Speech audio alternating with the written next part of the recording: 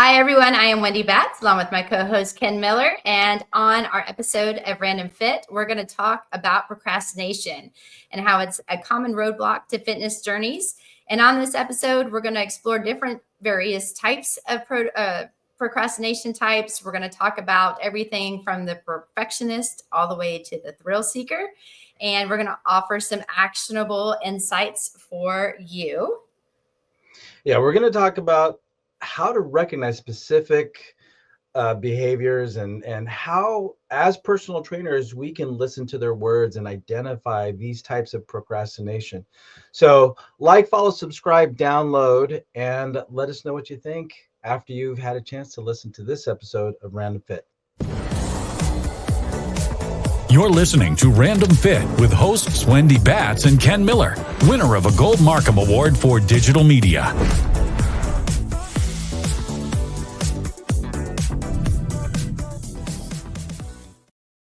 Hi, everyone. Welcome to Random Fit. I am Wendy Batts, here with my friend, as always, Ken Miller. Ken, how are you?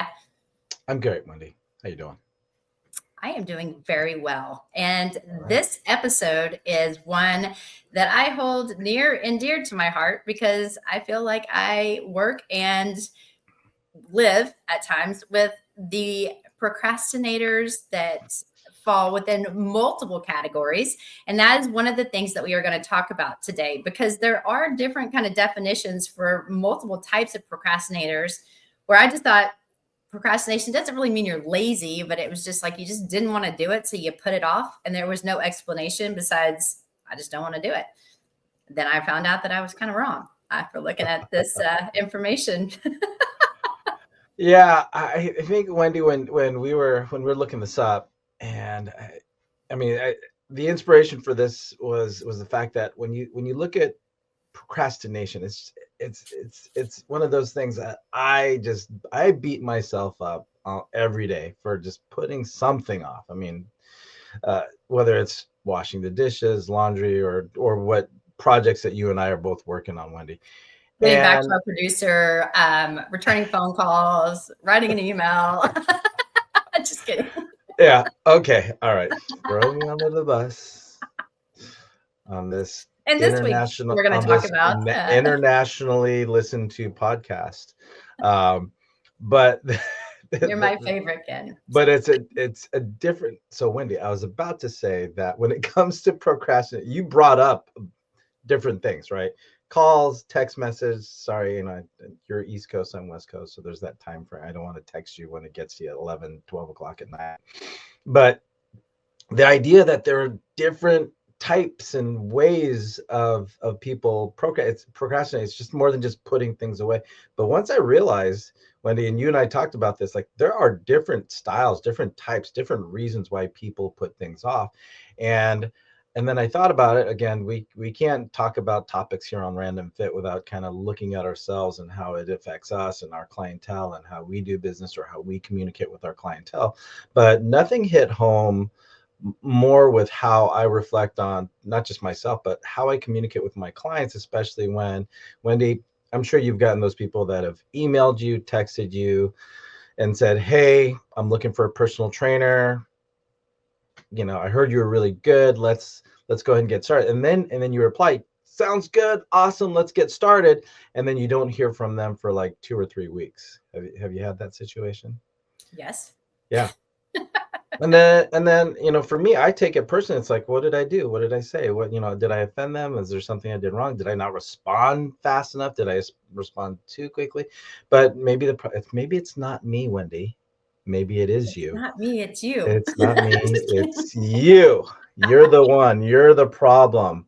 But it's not a problem. It's just there's stuff going on. And I think what we want to discuss and talk about on this episode of Random Fit, we're talking about beyond later, overcoming client procrastination. And if you're a personal trainer, this is more to you and how you might want to be, how you might want to think about your relationship and how you communicate with clients. And if you're an exerciser, someone who's put off exercising, this is something you might want to listen to as well. Well, and I think it's really important. I mean, all kidding aside, I procrastinate as well as everybody. I mean, we all have some things in our life where I'm just like, oh, I really don't want to do that. And then I find other things that I'm putting up as a higher priority for me to conquer versus what really needs to be done at the end of the day. And when we were going through some of these different variations of procrastination, one of the ones that I found interesting, and I'll go ahead and bring that up because I can see a lot of me in all of these, just so you know. I feel like I'm like a little bit of this one, a little bit of that one. But I found the perfectionist procrastinator very highly interesting because it's one of those, if I can't do something and be really good at it, and I'm nervous about being the best at it, I just don't necessarily want to dive in and do it. And so that's basically the definition of what this particular one is that you're nervous about starting this particular thing. Yeah. Like, let's call it a task, because I'm fearful that I'm not going to be able to do it to the best of my ability, maybe because I don't have the time to do it that way. So if I'm looking into research on certain topics, if I don't really schedule out the time and I put it off and put it off and put it off, and I'm getting closer and closer to deadline, then I may just not want to do it at all. And unfortunately, I have a lot of clients that feel this way. And Ken, I know that you probably get this very often or hear this. And I hear trainers saying, how do you deal with this? People, listen, I don't want to come in until I lose about 5 or 10 pounds and I feel more comfortable in my own skin before I walk through the door. And it's like, well, no, I want you to come in as who you are today so we can do this together. Let's start your journey together. But you're going to have clients that are going to find a lot of different excuses. And it's almost one of those things where they're focusing so much on the minor details that they're not looking at the whole big picture, that you don't have to do something that's hard for you, like maybe losing weight or whatever your goal may be. You don't have to do that alone. And then they start leading to paralysis by analysis, right? They get in their head and they just can't let it go. They have to be perfect. And unfortunately, it's one of those things, no one's perfect. And so you just have to think, if you have a client that walks in and that's what you're hearing, how are you as a fitness professional, or if you're a fitness enthusiast and you have these thoughts, how can you get out of your head just to get started? Yeah. And I see, and I'm thinking about a client in my head right now. And when you talk about exercise, they want to get in better, the one that's like, I want to lose the 5 pound first before I see you, or I want, it'll also come in the verbiage of, I want to be in shape. I want to be better so I can do that. And I've heard that a dozen times in the last couple of weeks. One client that I have in mind right now, he's one that apologizes when he's not doing something perfect. Like when I make the most minor cue, tuck your chin in and put your chest up. Let's kind of get you a little bit more upright through that upper spine. It's like, oh, I'm so sorry. I'm sorry I did that. I'm trying. I go, I know you're trying. And it's the effort. That's all I want's the effort.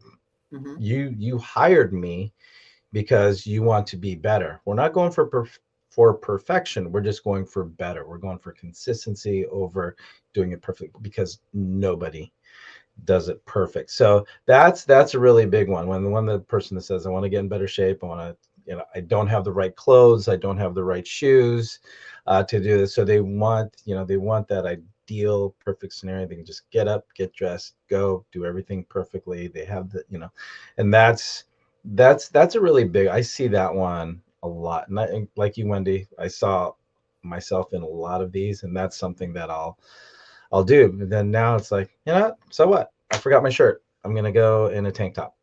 I'm going to do something that I don't usually do, but it's the best situation I'm in right now. And let's just do it. Yeah. I mean, that one's a big one. The one that I think kind of hit home, and if you guys ever watch TV, you'll see these shows like, hoarders, or, people that let something happen to them, or something happen to them emotionally, or there's some psychological thing going on and they don't want to let things go. Right. And then it's like when you take a big step and you see that you're in an unsafe environment because you've got so much stuff around you. And I'm bringing that show up just because I was flipping through and I saw this show that was on there. And I was like, oh, it's like our podcast. But it's one of those things where if you ever watch that show, I mean, it'll tug at your heartstrings. And one of the things that they say is, I know that this isn't right. And I know that there's too much stuff, but I'm just overwhelmed. So I don't know where to start. Well, this is what happens with this particular next one. It's called the overwhelmed or the avoider procrastinator, meaning that there's something out there that they feel is too big. They just literally don't know where to start. And because of that, they feel like there's just so much to do. They feel paralyzed when you're like, okay, well, let me help you. Here are some options. And you give them more than like 2 or 3 different options. And their mind is just like, you've given them like a whole book. And it's like, you've got to simplify things. And one of the biggest things after kind of reading through that one and knowing that this is like something that can happen in personal life as well as in the gym. If you have someone that's really never walked into a big box gym before and you go into something that has like, over here is where you get your hair done and your nails done, and the spa part is over here and the pool part is over there and basketball is over here, and here are all the weights and here's the training desk and here's that. It's a lot. And so when you're thinking about these type of individuals, they've maybe procrastinated even getting a trainer because they're overwhelmed walking in the doors. And so when you have someone like that that's coming in, you need to take a step back and think, okay, how would you deal, Ken, with these different scenarios and this particular type of procrastinator? How do you deal with that situation? Because I know you and I both have had clients that were definitely would be kind of, I don't want to say titled as this, but this is them. Well, you try and piecemeal it, right? So all they're doing is they're just seeing the big thing that needs to be done, right? So the goal is something like I need to lose some weight, right? We're talking about losing fat, but then they've been on social media and they're saying, oh, I can do this, I can do this and do this and do this. And now like I said, they're just overwhelmed. Where do I start? I don't want to do the wrong thing. I don't want to spend $1,000 on a trainer for 10 sessions and have that be the wrong decision. And they realize, well, now I got to go look for a personal trainer. Now they have to shop online, go through Google or Yelp and find personal trainers in there. And that task in and of itself is huge. And something that I just had a conversation again. I have a lot of conversations every day. I just talked to a guy, but the idea is just to kind of parcel it out into small pieces. Like, so when somebody comes to me, one of the things that I ask is, so how, are you looking for other personal trainers? Are you actively shopping? How many personal trainers have you looked for? Have you talked to already? And then I say, thank you for the opportunity. Thank you for getting on the call with me or coming into my facility and talking to me. That is a great first step, right? And I really appreciate that you've given me the consideration enough to come in here. So great first step, acknowledge what they've done and that they've actually done something. And then I like to break things down. And I'll say the first thing we're going to do before I put one dumbbell in your hand is I want to see you move. And I want to just get some idea of the quality of movement that you have to determine, okay, where might you need some mobility? Where might you need some strength? And we're just going to start from there. And that's it. We'll worry about putting on the muscle. We'll work on taking off the fat. But this is where we're going to start. And I kind of shrink their field of vision for a second and have them just focus on, well, let's not look at, okay, I need to get in shape in 3 months because I'm going to be in this wedding party. Don't worry about that right now. Let's just focus on that first step, that first 10 minutes, that first 30 minutes, that first hour, and then we'll schedule our next session. And then from there, they feel more comfortable. That overwhelm, maybe they're still overwhelmed, but at least it's not this big, it's this big, right? So from that vantage point, I like to kind of shrink things down, break it up into pieces and say, okay, do this one little thing first, and then we'll do this one little thing next. And then we'll look at down the road when it comes time to looking down the road. But the overwhelm thing, that's huge. And I personally have experienced quite a bit of that myself for all the things that, I want to do in my life professionally, personally, and it's affected me negatively. And that's where I've had to, get some help professionally and figure out, okay, well, what's my problem? What's my issue? And how do I overcome it? So fortunately for me, I've been able to translate that into how I help people. But the thing about overwhelm, and it's a real form of procrastination, because you and I, when for what we do for the National Academy of Sports Medicine, some big stuff. A lot of people, a lot of eyes look at the work that you and I do, and that's overwhelming in and of itself. So to take that vantage point to our client's viewpoint is something that means something personal to me, because I know what it's done for me, and I know how it's negatively affected me. So to put somebody in a better position than I was when I didn't have those coping skills,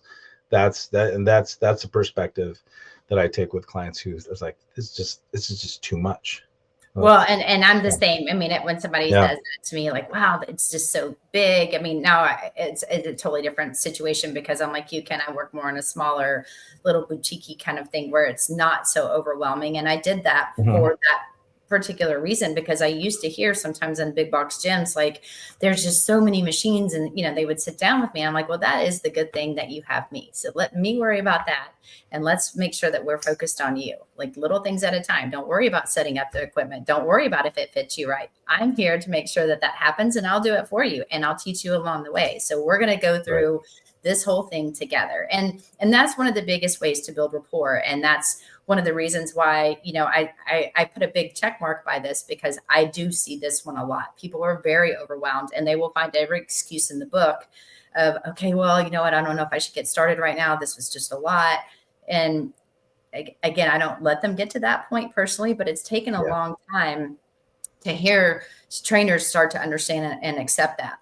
The next one, I will say, I think this is the one that I know a lot of my friends and family members fall under, but it's called the crisis maker, or the thrill seeker, if you will, where honestly they work better under pressure. And I know when I was in college, I had a bunch of my friends were this particular person, because if we ever had to do group things and I was in the group, I would want to pull my hair out, and I would end up pretty much doing the whole thing, because they wanted to wait until the last minute, and I needed an A on whatever project it was. So again, more the perfectionist person over here, without it being the procrastinator.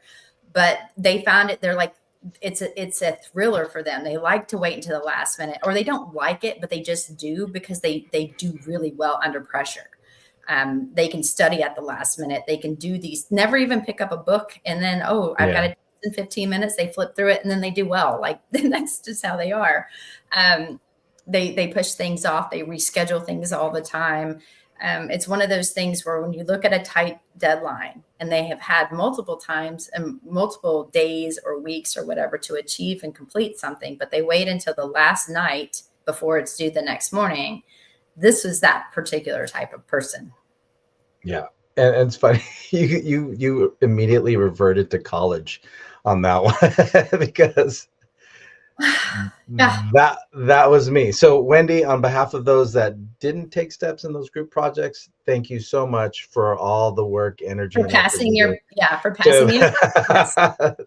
Thank you for your A, by the way. There's another master instructor that should really be thanking me for an A too. I'm just going to say that. Oh man. Thank you, Wendy. I mean, that doesn't happen all the time, but here's the thing related to fitness. The one thing that, when it comes to this thing, the thrill seeker, the crisis maker, that you can't do that in fitness. If you've got a 10-pound weight loss goal, or 10 pounds of fat, or whatever your situation, that can't happen the night before. There is no turn it in at 11:59 before the due date and time. That it's a gradual I mean, fitness and strength and conditioning, it's a process. So if you've got 3 months to get ready to fit into that suit or that dress for that wedding, you need every bit of 3 months to get in shape. There is no, I'll just do it. I'll get on the treadmill for 2 hours the week before I got to squeeze into that whatever you got to wear.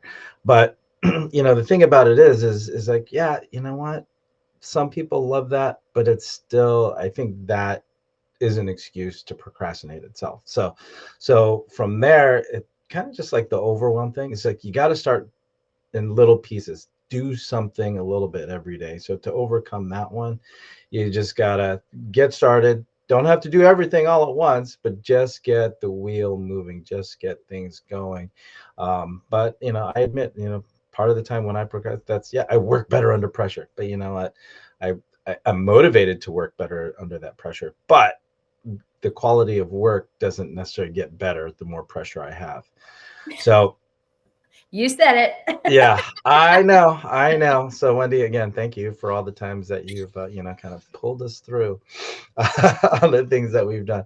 But before we talk about the next one, right, which is a pretty good one. A lot of people wouldn't think that it's a form of procrastination. But before the next one, I wanna make sure that everybody knows that this episode of Random Fit is brought to you by NASM One, the membership for trainers and coaches. Members enjoy unlimited access to hundreds of career resources. Get the Edge app to schedule and program clients. Enjoy half off all certifications and specializations. Access free CEUs and more. All this for just $35 a month. Go to nasm.org/membership to learn more about NASM One. And now, since I've already done the lead in for the next form of procrastination, this one is a dreamer, the hedonistic procrastinator.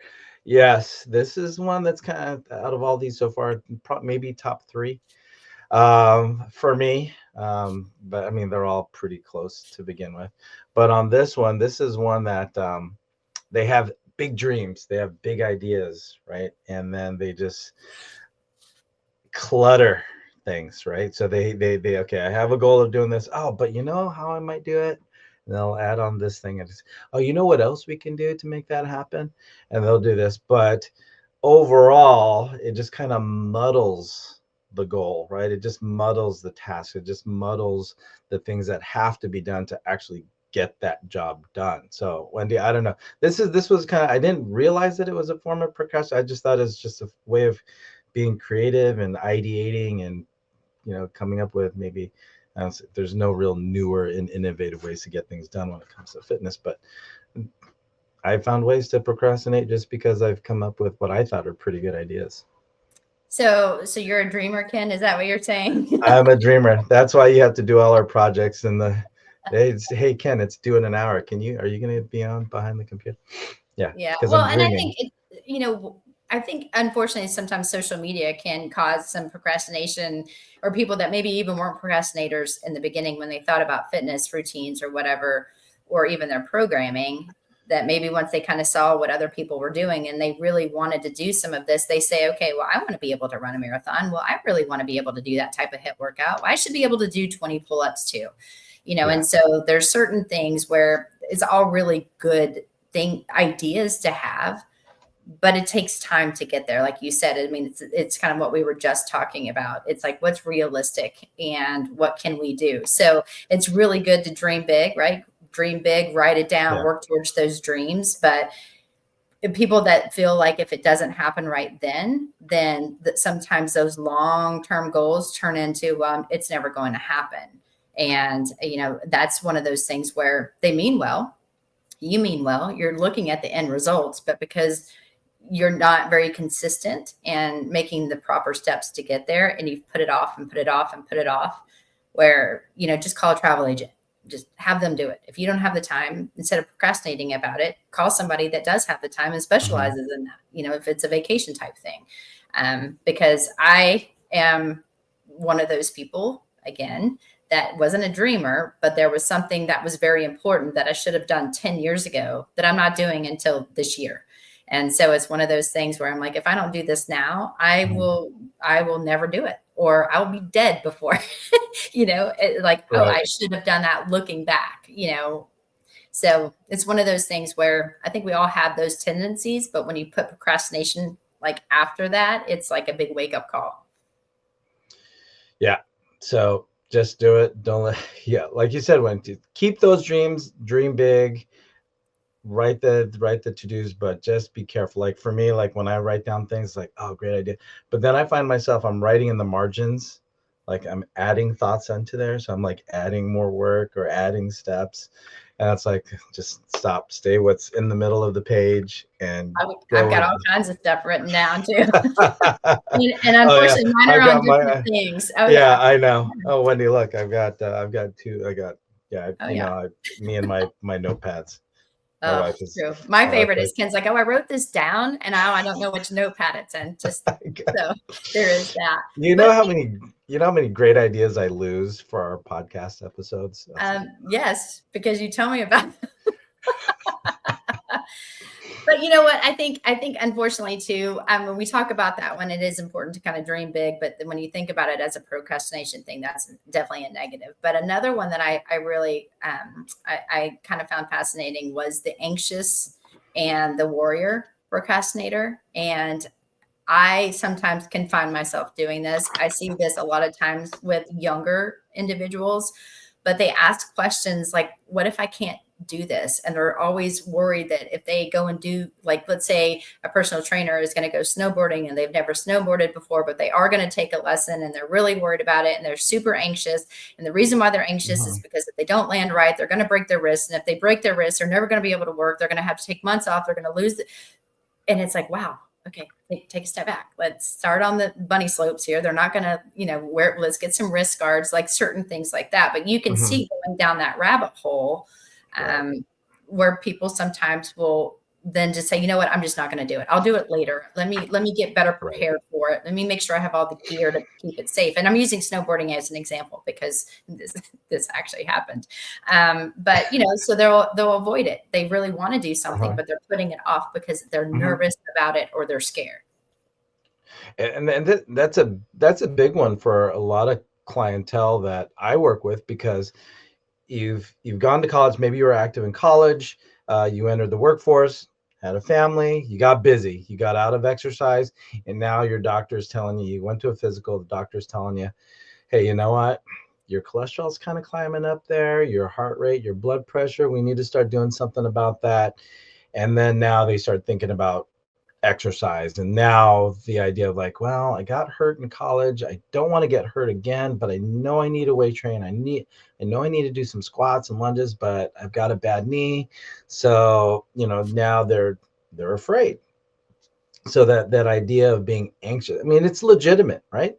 I, my clients, yeah, you don't want to get hurt, you don't want surgery again, you don't want to have to go through 2 months of physical therapy and just to get back to what you do on a daily basis, where I can just do what I'm doing now and not be hurt, right? So from that vantage point, yeah, there are some things that you need to consider when it comes to those things that you might be anxious about, like, yeah, you are putting stress into your body, but yeah, it's really legitimate that you're concerned about doing more harm than good into your body. But again, that's where you want to do your research, find a good personal trainer, might have the experience or the background, that can help you with your specific needs, and then just go about it, go about that way. Like you said, Wendy, have somebody do it. But here, it is about, addressing those needs. But when you're a personal trainer working with somebody, just understand that, yeah, it's not an excuse. It's a legitimate concern. It's a legitimate thought. And we do need to give it some weight when we do talk to them. So I think when it comes to the anxious procrastinator, yeah, but here's the thing, working within your scope of practice, you can't, I mean, specifically to the idea of injury, because I think the last three um, conversations I had for people looking for personal trainers, injury was a top two concern. Mhm. Yeah. Well, and there's just different ways we have to think about talking to our clients, ourselves, our friends, our families, because again, we all have a little bit of procrastination of some sort, and maybe all of the above at different points in our life, depending on the topic or the situation. And that's one of the reasons why Ken and I were super excited to talk about overcoming different types of procrastination, because when you actually have it listed out that way, you're like, oh, wow, I do fall in this category when I'm dealing with my family, or when I'm dealing with work, or when I'm dealing with, whatever the case may be. So communication connection is going to be like very, very crucial. And I'm just going to kind of summarize this, Ken, And then Yeah. obviously if there's any final takeaways, but if you do have someone that is the perfectionist, somebody that is really worried to get started because if they can't do it perfect, they don't want to do it at all. You want to focus on effort and consistency. It's not about being perfect. Just start small and break it down. If you've got someone that's overwhelmed, keep the instructions very simple, very direct. Like Ken said, let's focus on the assessment first. Now let's just focus on our first session. Let's get you in good form and let's try this. It's just very small, easy communication without being overwhelmed. And this is what we're going to do today. We're going to do legs and shoulders and back and biceps and tries. We're going to use the machines. We're going to do this. Like, don't do any of that. Just, we're going to go here. This is how we're going to get started. And this is what I want you to do. And that's a show, tell, do type of situation. I'm going to show you how to do it while I'm telling you. Then I'll have you do it. And then we're going to work on this together. Very simple. Then you have someone, obviously, when we talked about the crisis maker, right? So just have pace, right? Be consistent during the workout and just make sure that when you're scheduling, very short, specific time frames, give them homework if needed. If you're thinking about the dreamer, so you got Ken, he's got big dreams, big hopes, and then can't find his notebooks with his dreams in there. You want to just connect like exercises to they like the vision. They want to see, where is this one particular exercise? How is this going to help me? And you have to make it relatable to what they're looking for, big picture. So therefore they do come back and keep the consistency, and you want to help them feel that just what exercise can do. You just want to keep them coming back in. And then of course, for your anxious procrastinator, just be real. I mean, that's the biggest thing. That's what I wrote down. Be real. Yeah. Provide Be real. very calming instructions.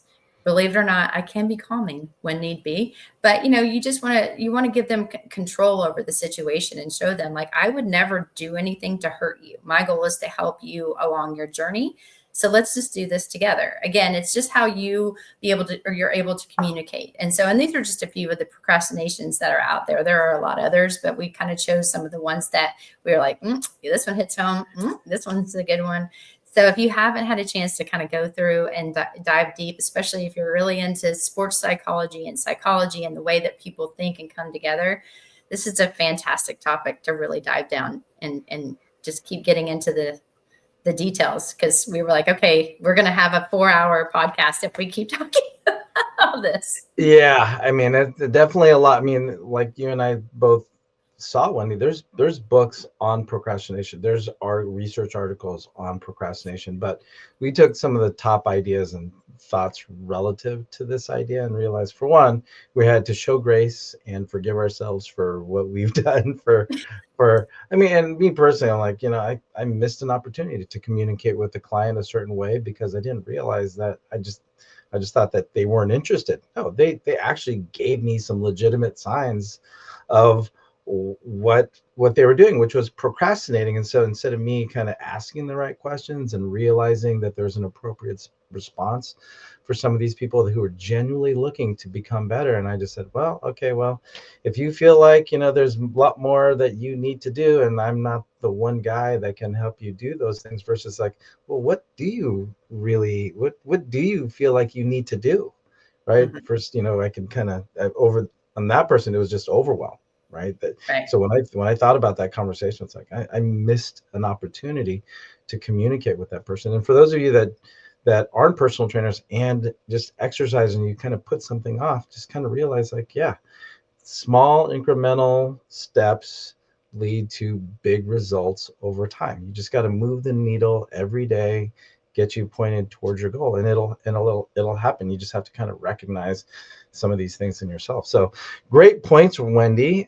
Thanks for summarizing some of those things, but communication is the key, both as a personal trainer to a client or to a potential client, but also you with yourself and your own personal goals. And once you recognize it, then I think you'll be able to take steps to improve things for you there. So Wendy, thank you so much for sharing your insights on this. I thank you so much for accepting me and my procrastination.